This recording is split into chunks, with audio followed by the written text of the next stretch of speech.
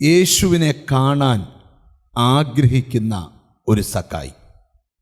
2, യേശുവിനെ കാണാൻ ഏതു കാട്ടത്തിയുടെ മുകളിൽ കയറാനും മടിയില്ലാത്ത ഒരു സക്കായി. 3, യേശുവിൻ്റെ ശബ്ദം കേട്ട് യേശുവിൻ്റെ പുറകെ ഇറങ്ങിത്തിരിക്കുന്ന സക്കായി. 4, സ്തോത്രം, സന്തോഷം കൊണ്ട് ഉള്ളം നിറയപ്പെട്ട സക്കായി.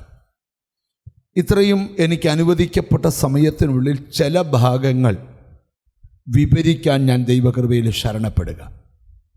19-ാം അധ്യായം 1 മുതൽ 10 വരെയുള്ള വാക്യം ശ്രദ്ധേയമായ വാക്യമാണ്. അത് അല്പം നമ്മളൊന്ന് പഠിക്കുകയും ധ്യാനിക്കുകയും കൂടെ ചെയ്യാൻ പോകുകയാണ്. ആഗ്രഹത്തോടും പ്രതീക്ഷയോടും നമുക്ക് ദൈവസന്നിധിയിലായിരിക്കാം.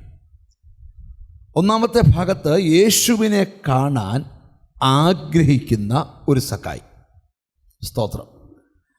ചുമ്മാ ഒരു ആഗ്രഹം ഉണ്ടായതല്ല, ആഗ്രഹിക്കത്തക്കവണ്ണം എന്തോ ഒരു കാര്യം അവിടെ ഉണ്ടായിട്ടുണ്ട്. യേശുക്രിസ്തുവിൻ്റെ ശുശ്രൂഷാകാലം പഠിക്കുമ്പം യേശുക്രിസ്തുവിൻ്റെ ശുശ്രൂഷ അത്ഭുതങ്ങളുടെ ശുശ്രൂഷയാണ്.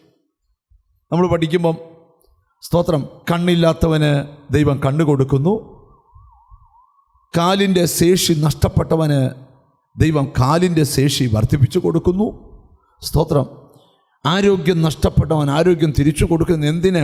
മരണം കാർന്നു തിന്നവരെ വരെ കർത്താവ് വിടുവിച്ച് പുറത്തെടുത്തിട്ടുണ്ട്.